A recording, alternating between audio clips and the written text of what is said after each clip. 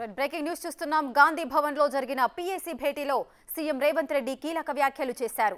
నెల రోజుల్లో నామినేటెడ్ పదవులు భర్తీ చేస్తామని క్లారిటీ ఇచ్చారు. నామినేటెడ్ పదవుల ఎంపిక బాధ్యత ఇన్ఛార్జ్ ఠాక్రే, ఏఐసీసీ కార్యదర్శులకి అప్పగించినట్లు తెలిపారు. ఎమ్మెల్సీ సీట్ల విషయం అధిష్టానం చూసుకుంటుందని రేవంత్ రెడ్డి అన్నారు.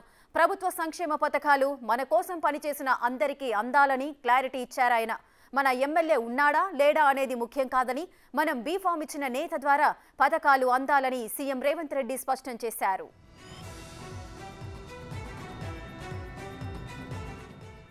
రైట్గా గాంధీ భవన్ లో జరిగిన పీఏసీ భేటీలో సీఎం రేవంత్ రెడ్డి కీలక వ్యాఖ్యలు చేశారు. మరిన్ని వివరాలు మా డిప్యూటీ బ్యూరో చీఫ్ సాదిక్ అందిస్తారు. సాదిక్, చెప్పండి, రేవంత్ రెడ్డి వ్యాఖ్యలకు సంబంధించిన పూర్తి వివరాలేంటి? రేఖ, పొలిటికల్ అఫైర్ కమిటీలో ముఖ్యమంత్రి రేవంత్ రెడ్డి అయితే కీలక వ్యాఖ్యలు చేయడం జరిగింది. ప్రభుత్వం అమలు పరిచేటువంటి పథకాలన్నీ కూడా పూర్తి స్థాయిలో, క్షేత్రస్థాయిలో ప్రజలకు అందుకునే విధంగా ప్లాన్ చేసుకోవాలి. అందుకు భాగంగా పార్టీ నాయకులు కూడా దాని ఇన్వాల్వ్మెంట్ కావాలని కూడా ఆయన ఆదేశాలు జారీ చేయడం జరిగింది. దిశ నిర్దేశించడం జరిగింది. ప్రధానంగా చూసినట్లయితే ప్రభుత్వ సంక్షేమ పథకాలు మన కోసం పనిచేసిన వారికి వారి ద్వారానే ప్రజలకు వెళ్ళాలి. తద్వారా ప్రజలకు మరింత చేరువయ్యే అవకాశం ఉంది పార్టీ నాయకులు కానీ పార్టీ కానీ.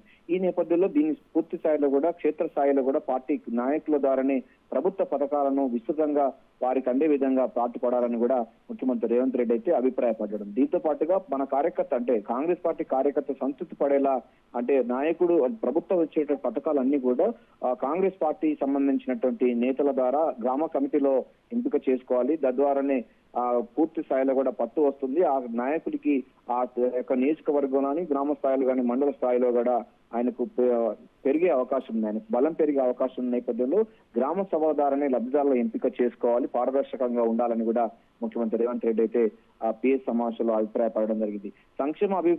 అభివృద్ధి సంక్షేమ పథకాల బాధ్యత అంతా కూడా ఇన్ఛార్జి మంత్రులకి అప్పజెప్పినట్టు కూడా అప్పజెప్పాలన్నట్టు అభిప్రాయం కూడా తీసుకోవడం జరిగింది. తద్వారా ఏంటంటే ఆ మంత్రులదే పూర్తి బాధ్యత ఉంటుంది. అభివృద్ధి సంక్షేమం కూడా కాంగ్రెస్ పార్టీ ఈ 2 లక్ష్యాలతో ముందుకు పోతున్న తరుణంలో అభివృద్ధి సంక్షేమ పథకాల బాధ్యత అంతా కూడా ఇక ఇన్ఛార్జి మంత్రులు ఎవరైతే ఉన్నారో ఆ జిల్లాకు సంబంధించిన మంత్రులకే బాధ్యత వహించాలని కూడా చెప్పడం జరిగింది. ఇక చాలా మట్టికి సంబంధించినటువంటి అంశాలు చూసినట్టయితే నామినేట్ పదవులకు సంబంధించినటువంటి అంశం ఉంది. ఎందుకంటే పదవులకు ఆశించి భంగపడిన వాళ్ళు, అంటే సీట్లు ఆశించి భంగపడిన వారికి పదవులు కూడా కట్టబెట్టాలని కూడా కాంగ్రెస్ పార్టీ భావిస్తున్న తరుణంలో నామినేట్ పదవుల ఎంపిక ఇన్ఛార్జ్ గా ఉన్న మాణిక్రావు ఠాక్రేతో పాటు ఏఐసీసీ కార్యదర్శులు చూసుకుంటారు. అది వాళ్ళు ఎవరికైతే ఇవ్వాలనుకుంటారో వారికి ఇస్తారని కూడా ఆయన స్పష్టం చేయడం జరిగింది. ఎమ్మెల్సీ సీట్ల అధిష్టానం కూడా చూసుకుంటుంది.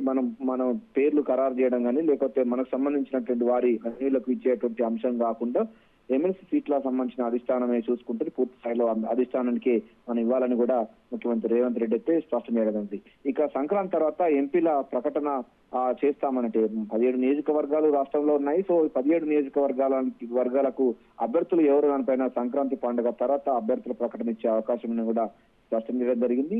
ఒక నెల రోజు కంటే ముందే పార్లమెంటు ఎన్నికలు వచ్చే అవకాశం ఉందని కూడా అభిప్రాయపడడం జరిగింది ముఖ్యమంత్రి రేవంత్ రెడ్డి. సో మొత్తంగా చూసినట్లయితే దీంట్లో ప్రభుత్వ సంక్షేమ పథకాలు, అదేవిధంగా పార్టీ 2 రకాల కూడా ప్రజలు విస్తృతంగా తీసుకుపోయే లక్ష్యంగా, అదేవిధంగా ప్రభుత్వ పథకాలను ప్రజలకు చేరువయ్యే క్రమంలో నాయకులను కాంగ్రెస్ పార్టీ నాయకులు పూర్తిగా ఇన్వాల్వ్మెంట్ చేసి తద్వారా పార్టీని మరింత బలోపేతం చేసేందుకు ఉపయోగపడుతుంది. వచ్చే పార్లమెంటు ఎన్నికల్లో కూడా పార్టీ బలం చేకూరుతున్నటువంటి అభిప్రాయానికి వచ్చిన నేపథ్యంలో ఇక నుండి మనకు బీఫామ్ ఇచ్చినటువంటి నాయకుడి ద్వారానే పథకాలన్నీ కూడా అందించే విధంగా ప్లాన్ చేసుకోవాలనేటి విషయాన్ని కూడా స్పష్టం చేయడం జరిగింది. అంటే ప్రధానంగా చూసినట్లయితే క్షేత్రస్థాయిలో డీసెంట్రలైజేషన్, వికేంద్రీకరణ చేసి దారే పూర్తి స్థాయిలో ప్రజలకు, అదేవిధంగా పార్టీకి రెండింటి మధ్యలో సమపాలనలో సంక్షేమ పథకాలు తీసుకురావడం ద్వారా పార్టీ మరింత బలం చేకూరుతుంది. వచ్చే పార్లమెంటు ఎన్నికల్లో పార్లమెంటు ఎక్కువ సీట్లు గెలుచుకోవడానికి ఆస్కారం ఉంటుందని కూడా ముఖ్యమంత్రి రేవంత్ రెడ్డి అయితే స్పష్టం చేయడం జరిగింది. రేఖ,